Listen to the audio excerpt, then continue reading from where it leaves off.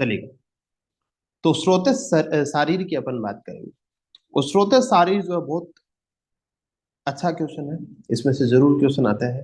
अच्छा, मैं आपको दो चीजें बता दूं, है ना, यहाँ से दो जगह पे क्वेश्चन आते हैं। पहला क्वेश्चन एनाटॉमी में आता है, 10 नंबर का क्वेश्चन यहाँ से आ सकता है आपको, 10 नंबर का, 5 नंबर का, या फिर 15 नंबर। तीन प्रकार के क्वेश्चन यहाँ से बनेंगे। दूसरी चीज, जब आप सेकेंड ईयर में जाओगे, सेकेंड ईयर में जाओगे तो चरक संहिता में इसका क्वेश्चन आएगा। चरक पढ़ोगे ना, बची हुई चरक, है ना, 12 तक तो यहाँ पढ़ोगे। 12 के बाद में जब विमान स्थान, चरक विमान में रहता है, स्रोतस का विवरण जो है अपन चरक विमान में पढ़ते हैं, तो चरक में जो है स्रोतस का क्वेश्चन डेफिनेटली पूछा जाता है। ठीक है। इसके बाद में आगे थर्ड ईयर में अगर अपन जाते हैं तो रोग निदान अभी शायद सेकंड ईयर में आ गया होगा, अभी 3 ही साल, 1.5 1.5 साल की कर दी है, तो उसके आगे या तो इसमें आएगा। रोग निदान के अंदर भी जो स्रोतस के अनुसार व्याधियां रहती है ना, फाइनल ईयर में भी आती हैं, और रोग निदान में भी अपन पढ़ते हैं। तो उसमें स्रोतस के हिसाब से व्याधियां रहती है, जैसे प्राण व स्रोतस की कौन कौन सी व्याधियां हैं, काय चिकित्सा में भी चीजें आती है ना, अन्न व स्रोतस की कौन कौन सी व्याधियां हैं, तो वहां पे भी चीजें काम। तो कहने का मतलब ये जो मैं चीज पढ़ाऊंगा, या आपको पूरी की पूरी सेशन में ही काम आएंगी। मतलब आप जितने भी पेपर अटेम्प्ट करोगे, मतलब कहने का मतलब आप अभी फर्स्ट ईयर में भी कुछ पेपर ऐसे होंगे जिनमें ये टॉपिक काम आएगा, सेकेंड ईयर के पेपर में भी टॉपिक काम आएगा, और फाइनल ईयर के पेपर में भी ये टॉपिक आपके काम आएगा। हर साल जो है ये टॉपिक आपके नंबर देता रहेगा कुछ ना कुछ। ठीक है, तो अभी इसको अच्छे से याद कर लेना। जो जो मैं याद करने के लिए दूं आप जरूर याद करें। हो सकता है आज मैं आपसे नहीं पूछ रहा हूँ, लेकिन 15 20 दिन बाद जब ठीक ठाक सा मटेरियल अपने पास में होगा तो मैं पूछूंगा भी फिर आपसे। फिर चुपचाप नहीं रहना बस। ठीक है, चलो बात शुरू करते हैं। सबसे पहले एक शब्द आपको याद रखना है, श्रवणात स्रोतांसी। स्रोतस, स्रोतस का मतलब होता है जहां से श्रावण होता है। श्रावण मतलब गति मान सकते हो, या फिर श्रवण मतलब गति का मतलब भी हो सकता है, या फिर श्राव मतलब सिक्रीशन भी अपन कह सकते हैं। मान लीजिएगा आपकी,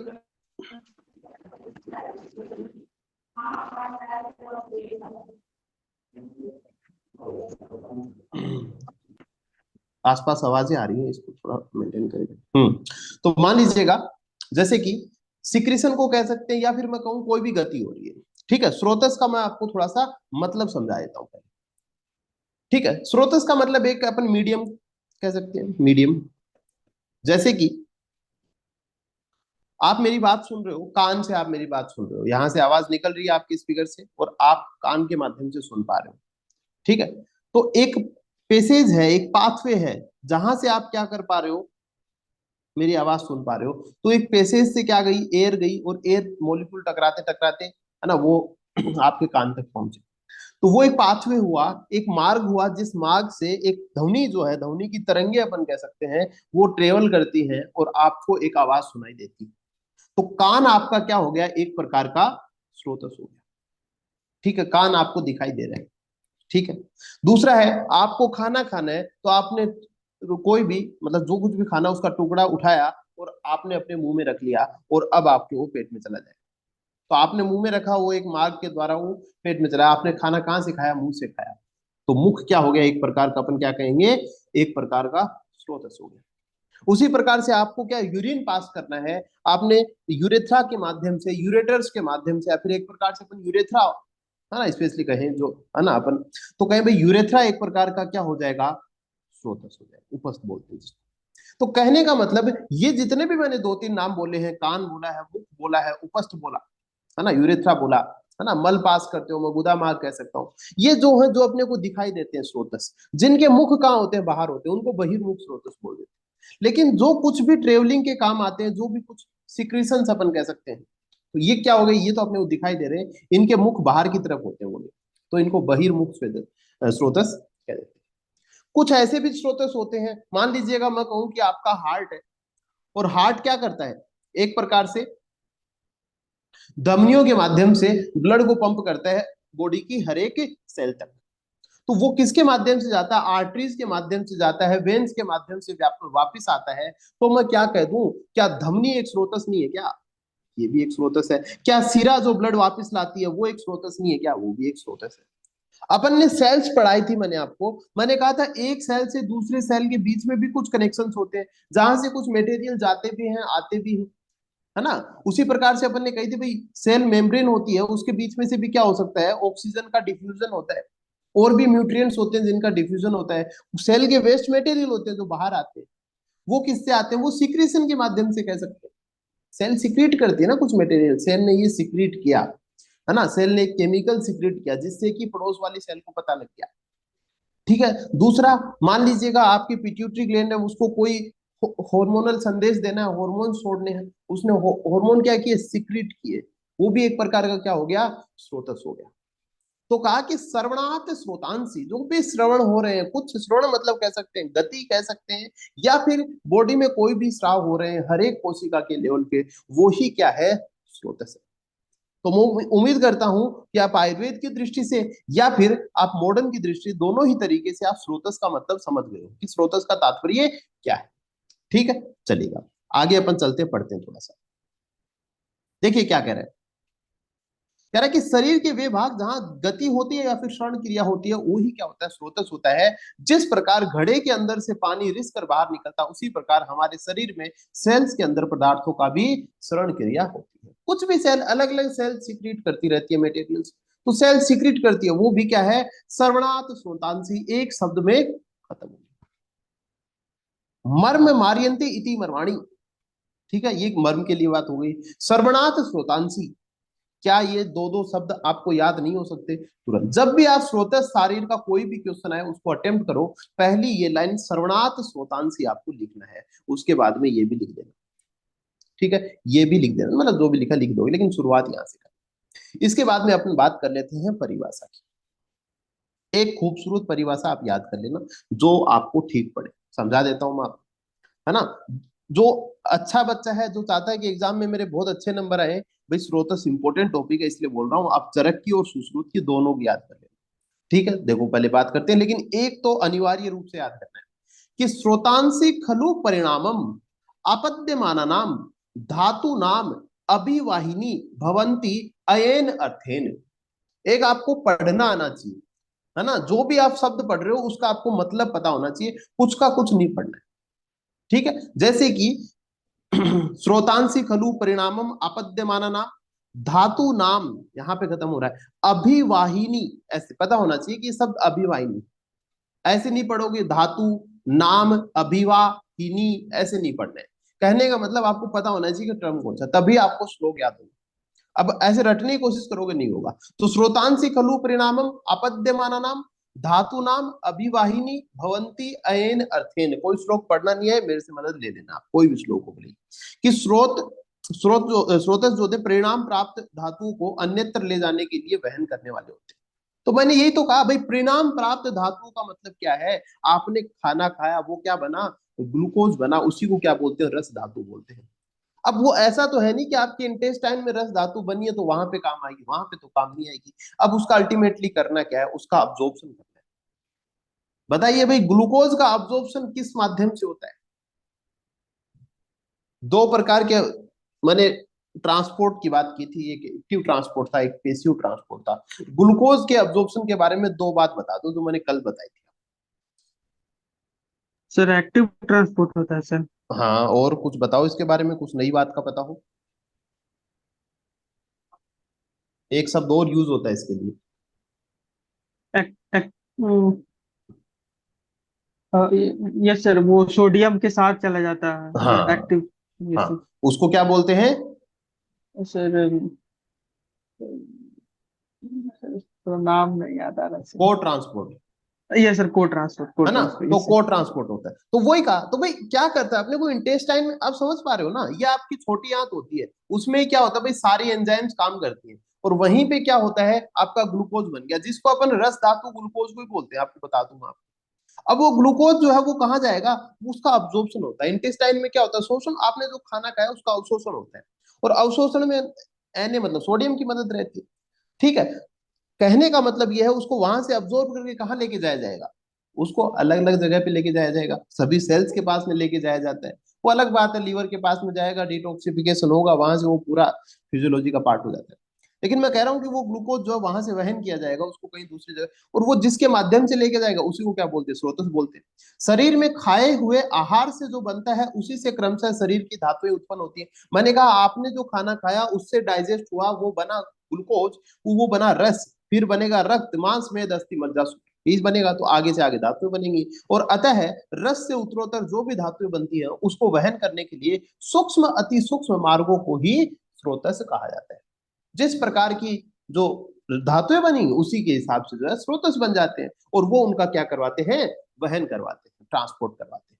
तो स्रोतांशम खलु परिणामम, है ना, खलु परिणामम मतलब जो भी धातु है उनका परिणाम, आपद्यमाना नाम धातु नाम अभिवाहिनी, जो धातुओं का जो परिणाम भाग है या फिर धातुएं जो बनी है उनका अभिवाहिन, अभिवहन करना, उनका मतलब पर्टिकुलर धातु का जो है वहन करने वाला होता है। भवंती अयन अर्थेन, अयन मतलब मार्ग, उनका मार्ग होता है, धातु कहाँ से वहन करेगी उनको जो मार्ग देने वाली चीज होती है उसी को क्या बोलते हैं, स्रोतस बोलते हैं। ठीक है, अयन नाम जो है आप चरक सूत्र के पहले अध्याय में भी पढ़ते हो, है ना, चलेगा, जो हेतु लिंग औसत पढ़ते हो ना वहां पे आएगा, तो त्रिसूत्र आयुर्वेद है ना, वो उसके वहां पे एक अयन नाम आता है। ठीक है, चलिएगा, कह रहा है कि स्रोतांसी खलु परिणामम आपद्यमाना नाम धातु नाम अभिवाहिनी भवंती भवंती अयन, ये श्लोक आप याद कर लीजिएगा। ठीक है, दूसरा जो ये भी स्रोतस की परिभाषा समझ में आ गई। दूसरा आता मूलात खादंत्रम देहे पृष्ठतम अभिवाहियत स्रोतासदति विज्ञेयम सिरा धमनी वर्जितम, कह रहा है कि आचार्य सुश्रुत के अनुसार सिरा और धमनियों को छोड़कर किसी मूलभूत छिद्र से देह के भीतर फैली जो भी वहन करने वाली प्रणाली विशेष है उन्हें स्रोतस। इन्होंने क्या कर दिया, सिरा धमनी वर्जितम, बस ये थोड़ा सा हो जाता है कि इन्होंने सिरा और धमनी को वर्जित किया, इन्होंने इसको स्रोतस नहीं बताया है, थोड़ा सा कह सकते हैं। आकाश महाभूत की प्रधानता वाले अर्थात अंदर से अवकाश युक्त उन दृश्य या अदृश्य शरीर अवयवों को स्रोतस कहा जाता है। ये एक बात बता दी, देखो आकाश महाभूत की प्रधानता होती है कहीं भी, जैसे अपन आकाश महाभूत की प्रधानता का मतलब होता है कि जो खाली जगह होती है वही आकाश है, शरीर में जहां कहीं भी खाली जगह है वो आकाश महाभूत है। जैसे कि आपका कान, कान कान के अंदर क्या खाली जगह है, क्यों भाई, वहां से एयर जाएगी उससे आप आवाज, तो वो खाली जगह हो गई, तो वो क्या हो गया, एक प्रकार से अपन कहेंगे वो आकाश महाभूत प्रधान, इसीलिए अपन कहते हैं शब्द, शब्द क्या होता है, आकाश महाभूत का गुण होता है। ठीक है, उसी की प्रधानता शब्द हो गए। कोई भी खाली जगह, आपके इवन आर्टरीज है, वेन्स है, वो भी क्या एक प्रकार से खाली जगह है, उनमें क्या रक्त दौड़ रहा है, लेकिन वो एक पाइप है वो तो खाली है ना, तो वो आकाश महाभूत प्रधान, तो वही कह रहा है जो जहां भी शरीर में अवकाश वाली जगह है वही क्या है, वही आकाश महाभूत प्रधान है। जो उत्तरोत्तर परिवर्तनशील धातुओं, दोषों, मलों, अन्य जल, शब्दादि विषय, मन इत्यादि को वहन करने वाले होते हैं, इस श्रवण के कारण या फिर इस वहन के कारण इन्हें स्रोतस कहते हैं। ये एक स्रोत का काम करते हैं, है ना, ये उनके रिसोर्स का काम करते हैं, एक सोर्स है उनके लिए इधर से उधर जाने का। ठीक है, इसीलिए उनको स्रोतस बुलाया। तो पूछा जाए स्रोतस में कौन से महाभूत की प्रधानता होती है, तो भाई स्रोतस का मतलब क्या हो रहा है, वो कुछ किसी दूसरी चीज को अपने अंदर से आने दे रहा है। ठीक है, तो जैसे रक्त जा रहा है किसी पाइपलाइन से, तो वो पाइप अंदर से खोखली होगी तभी तो जाएगा, उसमें ऑलरेडी कुछ भरा पड़ा है तो कैसे जाएगा, तो वही बता रहे, तो वो कौन सा महाभूत की प्रधानता होगी, आकाश महाभूत की प्रधानता होती है स्रोतस। स्वरूप की बात कर लेते हैं, स्रोतस का स्वरूप देखो थोड़ा सा है, ये हिंदी याद कर लेना, इसको नहीं याद करोगे चलेगा, है ना, याद होए तो बहुत अच्छी बात है, नहीं तो हिंदी कर लेना, कि स्वधातु समवर्णानी वृत्त स्थूल अन्य अणुनी च स्रोतांसी दीर्घाणी आकृतिया प्रतान सदृशानी च। देखो कह रहे कि स्वधातु समवर्णानी, जो खुद की धातु होती है, जैसे कि मान लीजिएगा कोई स्रोतस क्या करता है, अन्वय स्रोतस है, ठीक है, अन्वय स्रोतस है, तो वो अपनी जो रस्व धातु है, रस धातु, उसके समान उसकी आकृति होगी। ठीक है, फिर अगर आगे बात करें अपन प्राणवय स्रोतस है, वो वैसे खोखला रहेगा। तो कह रहा है कि जिस धातु के जो स्रोत है, मतलब जिस धातु के लिए जिसको बनाया गया है, वे स्रोतस अपनी धातु के समान वर्ण वाले होते हैं, गोल, मोटे, सूक्ष्म और आकृति में लंबी लता के समान होते हैं। उसी प्रकार स्रोत भी अपनी शाखाओं और प्रशाखाओं से सारे शरीर में व्याप्त है। तो कोई भी स्रोत से एक मतलब मैं बताऊं आपको थोड़ा सा, जैसे मान लीजिएगा हार्ट से कोई भी सप्लाई जाती है, सभी की स्ट्रक्चर यही रहेगी, कह सकते हैं थोड़ा, जैसे कि हार्ट से एक बड़ी आर्टरी निकली, उससे फिर और छोटे छोटे आर्टेरियोल निकलेंगे, उससे आगे और छोटे छोटे अपन कहीं निकले, उससे आगे फिर और अपन कहीं भी कैपिलरीज बन जाती है। तो कहने का मतलब क्या हुआ, एक प्रकार का जाल होता है, इसी प्रकार इसके साथ हो रहा है। तो क्या मैं ये कह सकता हूँ कि पूरे शरीर में आर्टरीज और कैपिलरीज का ये एक प्रकार से जाल बन गया? इसी प्रकार से अगर जैसे अपन कहें भाई प्राण व स्रोतस की बात करें, अपने लंग्स वाली बात करें, तो उसमें भी क्या हो रहा है? सबसे पहले ट्रेकिया अपन ले सकते हैं, उसके ऊपर और भी है, लेकिन ट्रेकिया एक पाइप है, उससे क्या बने? दो पाइप बने, इससे फिर और आगे दो दो पाइप बनते हैं, इसके आगे क्या गए? हर जगह एल्विलाई बन गई। ठीक है, तो ये जितना मतलब जितने एरिया में इनको पहुंचानी थी चीजों को, क्या वहां पे एक प्रकार से पूरा जाल नहीं बन गया? तो इसी प्रकार से अलग अलग स्रोत है, कोई कुछ कर रहा है, तो इस प्रकार से क्या पूरे शरीर में प्रतान मतलब क्या होता है? फैलना या फिर शाखाएं अपन कह सकते हैं। ठीक है, तो ये सारी बातें, ये क्या हो गया? स्रोतस जो होता है, जिस धातु के लिए जो स्रोत होता है, वे स्रोतस अपनी स्व धातु समवर्णानी, उस धातु के समान वर्ण वाले, उस धातु के समान आकृति वाले कह सकते हैं, या फिर धातु के समान वर्ण वाले होते हैं, साथ में वृत्त होते हैं, गोल हो सकते हैं, स्थूल, है ना, बड़े हो सकते हैं, कुछ मोटे होंगे, कुछ सूक्ष्म होंगे, है ना, इस प्रकार के अपन कह सकते हैं स्रोतस होते हैं। ये स्वरूप की बात हो गई स्रोतस। अगली अपन बात करते हैं स्रोतस की उत्पत्ति और भौतिक संगठन। तो अपन ने पहले ही कह दिया, भौतिक संगठन का मतलब है महाभूत की, कौन कौन से महाभूत का रोल रहता है पूरे लोक में और मनुष्य के अंदर। पंच महाभूतों से बना है पूरा संसार, पंच महाभूतों से बना है, मनुष्य भी पंच महाभूतों से बना हुआ है। अब कह रहे हैं भाई जब मनुष्य ही पंच महाभूतों से बना है, तो स्रोतस भी पंच महाभूतों से बने, लेकिन प्रधानता किसकी है? ये ध्यान रखोगे। आखिरी बात पहले बता रहा हूं कि स्रोतों के संगठन में आकाश तो प्रमुख होता है, जो मैंने आपको समझा दिया, क्योंकि अंदर से खोखले होते हैं, खोखले होंगे तभी कोई दूसरी चीज वहां से ट्रेवल कर पाएगी, और जहां शरीर में खोखलापन, वही आकाश महाभूत प्रधान। कह रहा कि प्रमुख महाभूत तो आकाश होता है, और पृथ्वी, आप, तेज, वायु, आप मतलब जल को बोलते हैं, तेज, वायु, पृथ्वी, ये क्या होते हैं? ये गौण महाभूत होते हैं, ये छिपे हुए होते हैं या फिर कम मात्रा में प्रेजेंट होते हैं। तो वही बात है कि स्रोतस की उत्पत्ति में आकाश महाभूत प्रमुख है, सृष्टि की उत्पत्ति में कारणभूत होने वाले एकाधिक भौतिक सिद्धांत के अनुसार स्रोत या विविक्त अवयव पंच महाभूतों से बने कोई भी अवयव है, चाहे स्रोतस हो या फिर कोई और हो, अलग अलग प्रकार के जो भी अवयव पंच महाभूतों से बने हैं, उनकी उत्पत्ति के समय आकाश महाभूत का आधिक्य होता है ना। अगर स्रोतसों की बात करें तो उनमें जो है आकाश महाभूत का आधिक्य रहेगा, जो भी स्रोत जो कि खोखला हो, ऐसा कह सकते हैं। ठीक है, बस आपको एक लाइन याद करिए कि स्रोतों के संगठन में आकाश की प्रमुखता है, बाकी गौण रूप से प्रेजेंट हैं। ये नहीं कहना है कि सिर्फ आकाश, नहीं भाई, कोई भी चीज है उसमें सारे के सारे महाभूत हुए। अब आ जाओ पर्याय की बात करो। ये भी आपको हिंदी याद कर लेना, ये ऐसा का ऐसा श्लोक लिखा हुआ है, कुछ याद आता है तो ऐसे लिख देना भले, लेकिन ये सिर्फ आपको नाम याद करना। कह रहा है कि स्रोतांश, सिरा, धमनी, ये स्रोतस के पर्याय हैं सारे।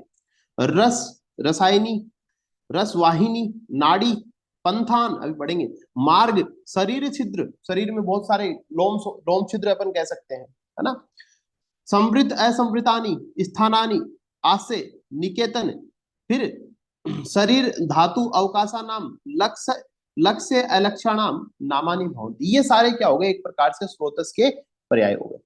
अब ये सारे के सारे शब्द जो है डायरेक्ट समझ में नहीं आ पा रहे, इसलिए अपन थोड़ा सा करेंगे कि भाई इनको मॉडर्न एस्पेक्ट से इनको समझने की कोशिश करते हैं।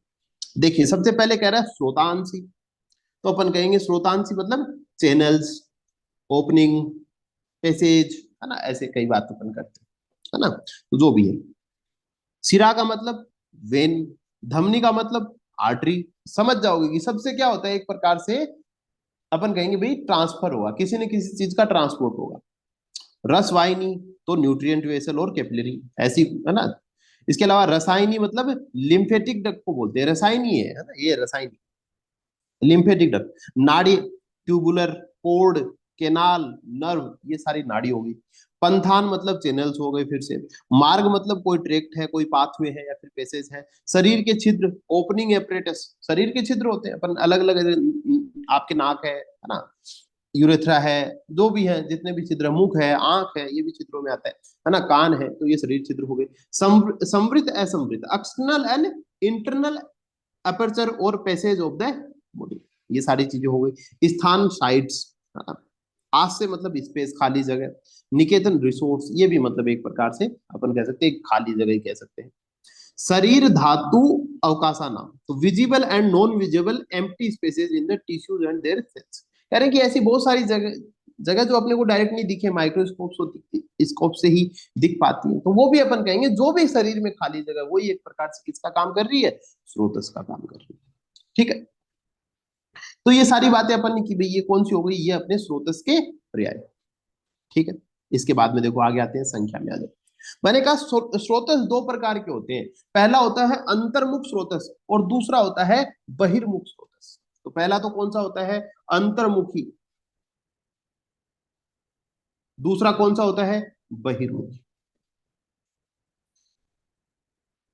अंतर्मुखी और बहिर्मुखी मतलब जिसका मुख अंतर की तरफ, आपको दिखाई नहीं दे रहे, आर्टरी यहां से ए पॉइंट से शुरू हुई बी पॉइंट पे खत्म हुई, आपको दिख थोड़ी नहीं है, अंतर्मुखी से। बहिर्मुखी जैसे कि मैंने नाम बताए आपको, है ना, पुरुषों में 9 होते हैं, महिलाओं में 3 ज्यादा बताए। बहिर्मुखी उनके मुख बाहर की तरफ होते हैं, उनके जो भी सिक्रेशन होंगे वो बाहर आपको या तो सिक्रेशन दिखेगा या फिर उनकी ओपनिंग दिखेगी। ठीक है, जैसे कि मल के द्वार हो गए, है ना, जैसे कि आपका मुख हुआ, ये सारी चीजें अपन कह सकते हैं ये क्या हो गए, आपके बहिर्मुख स्रोतस हो। ठीक है, ये दो ही चीजें होती है। अब देखो पहले अपन अंतर्मुखी स्रोतस पढ़ लेते हैं। और अंतर्मुखी स्रोतस जो है, चरक और सुश्रुत का श्लोक आप याद कर लेना, कोई एक्सेप्शन नहीं होने चाहिए, 2 श्लोक आपको याद होने ही चाहिए, कंडीशन है, 10 बार लिखना चाहे 20 बार लिखना। आ जाओ, सबसे पहले मैं चरक का आपको पढ़ा देता हूँ, समझा दूंगा, आसानी से याद हो जाएगा, बता देता हूं। देखो, कह रहे कि प्राण उदक, है ना, ये उदक है, प्राण उदक अन्न रस रुधिर मांस मेद अस्थि मज्जा शुक्र मूत्र पुरुष स्वेद, कुछ याद थोड़ी करना है। ठीक है, यहां से आ जाओ, रस, रक्त को रुधिर लिख दिया है बस, तो रस रुधिर मांस मेद अस्थि मज्जा शुक्र मूत्र पुरुष स्वेद, तो याद ही है 3 मल है, मूत्र पुरुष स्वेद, और रस रक्त मांस मेद अस्थि मज्जा शुक्र। तो याद क्या करना है, कुछ भी नहीं करना, प्राण उदक अन्न याद कर देना बस। प्राण उदक अन्न, प्राण व स्रोतस, उदक मतलब जल होता है। ठीक है, तो उदक व स्रोतस और रस व स्रोतस। ठीक है, तो प्राण उदक अन्न, सॉरी बीच में अन्न व स्रोतस, 3 हो गए। ये टोटल कितने हो गए देखो, प्राण व स्रोतस, उदक व स्रोतस, अन्न व स्रोतस। ठीक है, रस रक्त मांस मेद अस्थि मज्जा शुक्र मूत्र पुरुष स्वेद। ठीक है, ये सारे बताए, तो 3 तो मल वाले बता दिए, तो जो मूत्र को कैरी कर रहा है मूत्र व स्रोतस, पुरुष को कैरी कर रहा है पुरुष व स्रोतस, तो स्वेद कैरी कर रहा है वो स्वेद व स्रोतस। ठीक है, अब ये नहीं होगे सर श्वेत तो हर रोम जो है, मतलब हर जो शरीर पे बाल है उसके नीचे जो जगह है, छिद्र है ना, जिसको लोमकूप बोलते हैं, वहां से निकलता है, तो उतने ही जितने बाल है उतने नहीं, एक मान लिया भाई, हाँ श्वेत वह भी होता है जहां से श्वेत। ठीक है, तो इसी प्रकार से अपन ने कहा प्राण उदक अन्न रस रक्त मांस मेद अस्थि मज्जा शुक्र मूत्र पुरुष स्वेद। अब आ जाओ देखो, तो चरक ने कितने स्रोतस बताए, तो 13 स्रोतस बताए। ठीक है, चरक के द्वारा स्रोतों की संख्या 13 और ये श्लोक। ठीक है, पक्का एग्जाम में लिखने को मिलेगा। अब आ जाओ देखो, दूसरा आता है सुश्रुत के अनुसार। सुश्रुत ने भी देखो बातें वही बता दी, प्राण अन्न उदक। चरक ने क्या किया, प्राण उदक अन्न, थोड़ा सा डिफरेंस कर दिया, प्राण अन्न उदक, रस रक्त मांस मेद, बस खत्म, मेद पे खत्म। आगे क्या गया, मूत्र पुरुष शुक्र। ठीक है, तो यहां पे क्या कर दिया, शुक्र कर दिया। ठीक है, यहाँ पे मूत्र पुरुष, तो मैं क्या कह रहा हूं कि अस्थि, मेद के बाद में क्या था, अस्थि और मज्जा था, उसकी जगह सुश्रुत वाले में मूत्र और पुरुष। ठीक है, अब शुक्र की जगह तो शुक्र ही है, ऊपर वाले 2 हैं, ये पीछे वाले इधर डाल दिए, और आगे जो श्वेत था उसकी जगह शुक्र, या फिर मैं कहूंगा आर्तव कर दिया, आर्तव वाहनी। समझ गए, ये एक बार खुद के हाथ से लिखोगे ना तो आपको समझ में आ जाएगा, लेकिन मामला क्या है वो आपको समझ में आ गया है कि चरक ने तो पूरा बता दिया, रस रक्त मांस मेद अस्थि मज्जा शुक्र वह स्रोतस्थ। ठीक है, तो 7 तो यही हो गए, है ना, 1 2 3 4 5 6 और 7, 7 तो धातु वाले हो गए, और अपने को टोटल कितने हैं, 6 और बताने, 3 अपने मन वाले हो गए, तो मूत्र पुरुष और स्वेद, और 3 कौन से, प्राण उदक अन्न, 3, तो 13 अपन गिन सकते हैं। अब इसको निकाल मत देना, क्योंकि 13 नाम जिस दिन आपके याद हो जाएंगे ना उस दिन ये श्लोक भी याद हो जाएगा। कंजूसी मत करना, जितनी जल्दी श्लोक याद हो सके उसको करना, आप जितने ज्यादा याद होंगे आपके भविष्य के लिए उतनी अच्छी बात है। इसके बाद बात करते हैं, सुश्रुत की बात अपन ने की। अब देखो क्वेश्चन आता है कि बताइए निम्नलिखित में से कौन सा स्रोत से केवल आचार्य सुश्रुत ने माना है। ठीक है, तो देखिए आ जाएगा ऐसे, मांस, मेद, अस्थि, आर्तव। ऑप्शन दे दिया आपको, मांस, मेद, अस्थि, आर्तव। तो कौन सा बता दोगे? आर्तव व स्रोतस। तो किसने माना है? केवल आचार्य सुश्रुत ने माना। मैं अंडरलाइन करके दे रहा हूं, है ना। तो आर्तव व स्रोतस सिर्फ सुश्रुत ने माना है, इन्होंने नहीं बताया है। स्वेद व स्रोतस सिर्फ चरक ने माना है, सुश्रुत ने नहीं बताया स्वेद व है। अस्थि व है, मज्जा व है, ये दोनों सिर्फ जो है वो, मतलब इन दोनों की बात कर रहा हूं मैं, चरक और सुश्रुत की बात कर रहा हूँ। अभी वाघभट आएगा, उन्होंने तो माने हैं, है ना। लेकिन आर्तव वह है सिर्फ अपन कहेंगे भाई किसने माना है? सुश्रुत ने माना है। ठीक है, चलो अब नीचे आ जाते हैं। अब आते हैं वाघभट। वाघभट ने वही बता दिए जो कि चरक ने बताया। सर रुधिर क्या होता है सर? रुधिर वो, रक्त को बोलते हैं। अच्छा। तो रक्त है, देखो लिखा तो है मैंने, रक्त, रक्त ही रुधिर होता है भाई। रुधिर तो पता होना चाहिए आप, है ना। रुधिर, चलो रक्त को बोलते हैं, ठीक है। चलिए कोई बात नहीं, पूछ लिया आपने। चलो, वाघभट ने क्या किया, चीजें वही चरक वाली बताई। वाघभट ने ज्यादातर चीजें चरक वाली ही बताई, ठीक है। चलिए, लेकिन यहाँ पे देखो इन्होंने श्लोक थोड़ा चेंज कर दिया। मैं आपको श्लोक समझा देता हूँ। देखिए क्या कह रहे हैं कि जीवित आयतन, जीवित आयतन अन्यतः स्रोतांश त्रयोदश है, प्राण धातु मल अंभो अनवायु। देखो, जीवित आयतन, जीवित आयतन मतलब जीने के लिए जो आधार है वो, तो जीवित आयतन मतलब स्रोतसों के लिए कह रहे हैं जीवित आयतन। तो वाघभट के अनुसार शरीर के अंदर के अंतर्मुख स्रोत जीवन के आधार और संख्या में 13। तो इन्होंने क्या कर दिया, ये क्या होते हैं? जीवित आयतन, ये जीवन के आधार है। और स्रोतांशाहु त्रयोदश है, कितने होते हैं? 13 होते हैं, 13 होते हैं। चरक ने भी कितने बताए? 13 बताए। प्राण धातु, तो सबसे पहले बता दिया प्राण वह स्रोतस, ठीक है। देखो थोड़ा सा चेंज करिए ना, प्राण वह स्रोतस बता दिया यहाँ पे। फिर कह रहा है धातु, धातु कौन से? धातु का मतलब है कि रस, रक्त, मांस, मेद, अस्थि, मज्जा, शुक्र। तो ये सारे हो गए, रस व, रक्त व, मांस व, मेद, अस्थि, मज्जा और शुक्र। फिर मल, सब सिर्फ मल लिखा है, मल, मल का मतलब तीनों मल हो गए, ठीक है, मूत्र, पुरुष और स्वेद। और आगे कह रहा है अंभो, अंभ जो है ना वो पानी का पर्याय होता है ना। अंब पानी को बोलते हैं। और अंभो अन्नवाहिनी और अन्वय, बताया वही है इन्होंने, उदक वह, अन्वय और प्राणवय बता दी। लेकिन प्राणवय सबसे पहले बताया है, फिर लास्ट में अन्वय और ये उदक वह, अम्ब वह बताते हैं, ठीक है। तो ये, और धातु से 7 प्रकार के धातु, मल से 3 प्रकार के, ठीक है। तो ये अपन ने, तो वाघभट ने कितने बताए? 13 प्रकार के स्रोत बताए। चरक ने 13 प्रकार के बताए। चरक वाला सुश्रुत वाला हमेशा याद रखना, है ना। सुश्रुत ने आर्तव वह स्रोत अलग से बताया। दूसरी चीज, तो सुश्रुत के टोटल कितने हो गए? 11 हो गए। लेकिन इन्होंने 11 युग्म बताए, मतलब 11 पेयर्स बता दिए इन्होंने। इन्होंने क्या कर दिया? 11 पेयर्स बोल दिया, युग्म में होते हैं। उन्होंने कहा जो स्रोतस होते हैं वो युग्म में होते हैं। तो ठीक है, ये सुश्रुत ने कहा तो अपन ठीक है याद कर लेते हैं। तो इन्होंने 11 मत लिखना, 11 युग्म जो ऑप्शन हो ऐसा आए तो जब भी लिखो एग्जाम में तो कुल 11 युग्म बताए सुश्रुत। इतना आप ध्यान रखो, युग्म मतलब पेयर से आप याद कर सकते हो, ठीक है। तो अगर आपसे पूछे कि संख्या में कितने होते हैं तो 22 बताने हैं आपको, है ना, क्योंकि इन्होंने कहा हर स्रोतस 2 होते हैं, ठीक, तो ये बात। चलिएगा आगे अपन चलते हैं। आगे अब बात करते हैं, ये वाली टेबल जो है आप कभी, ये पूरी की पूरी क्लास आप कभी जीवन में मत भूलना, पहली बात तो मैं ये कहता हूँ, आपके जीवन के हर समय काम आएगी। देखो, अब आपको क्या करना है, इनके स्थान आपको याद कर लेने हैं कि चरक ने कौन से स्थान बताए, सुश्रुत ने कौन से स्थान बताए। जैसे कि मैं सबसे पहले कहूं, स्रोतस का नाम है प्राण वह स्रोतस, और इसके स्थान चरक के द्वारा है हृदय और महास्रोतस, ठीक है, हृदय और महास्रोतस, या याद रखोगे फिर बता देंगे आपको क्या मतलब है ना। इसके बाद में प्राण महास्रोतस का मतलब आप बेसिकली एलिमेंट्री कैनाल से लो अभी, ठीक है, एक बार के लिए बता रहे, फिर आएगा महास्रोतस जब पढ़ाऊंगा ना मैं, तब आपको बताऊं, है ना। तो एक बार के लिए मतलब बहुत बड़ा स्रोतस, तो बहुत बड़ा होता है ऐसे। तो प्राण व स्रोतस, हृदय और महास्रोतस। चरक बताते हैं, सॉरी सुश्रुत बताते हैं हृदय, रस वाहिनी, धमनिया। तो हृदय और रस वाहिनी ध्वनिया, जिनको प्राण वाहिनी ध्वनिया भी कह देते हैं। तो ये प्राण व स्रोतस के स्थान हो गए।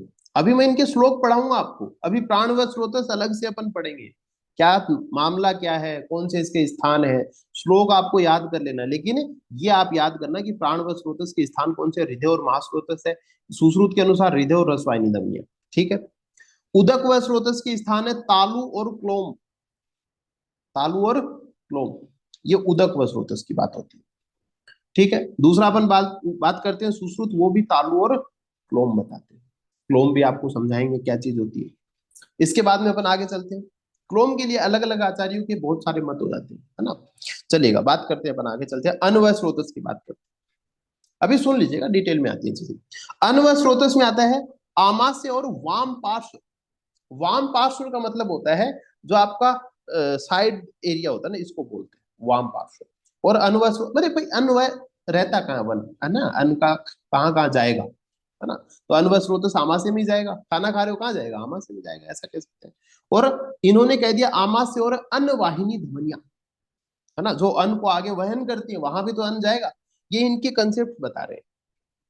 ठीक है, इसके बाद में रस व स्रोतस की बात करते हैं। तो रस, हृदय और 10 धमनियां। अब देखो, ये रस वह स्रोतस का जो है हृदय और 10 धमनियां, और सुश्रुत जो है वो प्राण व स्रोतस का हृदय और रस वाहिनी धमनियां बताया। ये ध्यान रखना है, यहां पे भी इन्होंने हृदय और रस वाहिनी धमनियां, ये थोड़ा कंसेप्ट देखना पड़ेगा ना एक बार। चलो कोई नहीं, तो हृदय और 10 धमनियां पे। रक्त व स्रोतस की बात करें तो यकृत और प्लीहा बताए, और यहां पे सुश्रुत की बात करें तो यकृत, प्लीहा और रक्त वाहिनी धमनियां बताया। मांस व स्रोतस की बात करें तो स्नायु और त्वक बताया है, और ये जो मांस व स्रोतस सुश्रुत बताते हैं स्नायु, त्वक और रक्त वाहिनी धमनी। मेदोवय में वृक और वपावहन, ठीक है, और जो सुश्रुत बताते हैं वो वृक और कटी बोल देते हैं। कहने का मतलब मैं आपको ये कंपेयर में ये समझाना चाह रहा हूं कि थोड़ा थोड़ा जो है वो डिफरेंस आता है, ज्यादा इसमें नहीं आता, है ना। लेकिन फिर भी अगर ऑब्जेक्टिव एग्जाम की तैयारी करते हैं तो अपने को याद करना पड़ता है। एक बार के लिए आप सिंगल आचार्यों को लेके चलना, एक बार आप चरक याद कर लेना, ये तो मैंने लिखवाया, आपको याद ऐसे ही करना है, लेकिन पहले एक को याद कर लेना। चरक ने क्या बताया, हृदय मांस स्रोतस बताया, उदक व स्रोतस तालु और क्लोम बताया, आमाशय और वाम पार्श्व बता दिया, हृदय और 10 धमनियां, इस प्रकार से। ठीक है, इसके बाद में अस्थि व स्रोतस की बात करते हैं, मेद और जघन। ठीक है, इसके बाद में मज्जा व स्रोतस, अस्थि और संधि हो गई जिसमें, है ना, अस्थि और संधि मज्जा।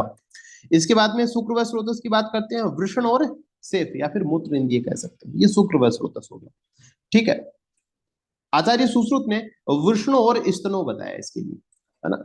इसके अलावा मूत्र व स्रोतस की बात करें तो बस्ती और वंक्षण। वंक्षण मतलब होता है इंग्वाइनल रीजन को बोल सकते हैं, है ना, वंक्षण प्रदेश।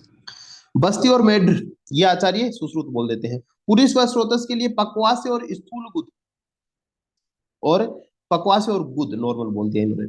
स्वेद व स्रोतस को मेढ्र और लोमकूप या फिर रोमकूप, जो भी सब ये स्वेद व स्रोतस को कह सकते हैं। इसके अलावा यहाँ पे नहीं बताया, आर्तव व स्रोतस की बात करें तो ये आचार्य चरक ने नहीं बताया है। स्वेद व स्रोतस सुश्रुत ने नहीं बताया। अस्थि और मज्जा किसने नहीं बताया, सुश्रुत ने नहीं बताया। और गर्भाशय और आर्तव वायु धमनियां जो है वो स्थान बता दिया आर्तव व स्रोतस का।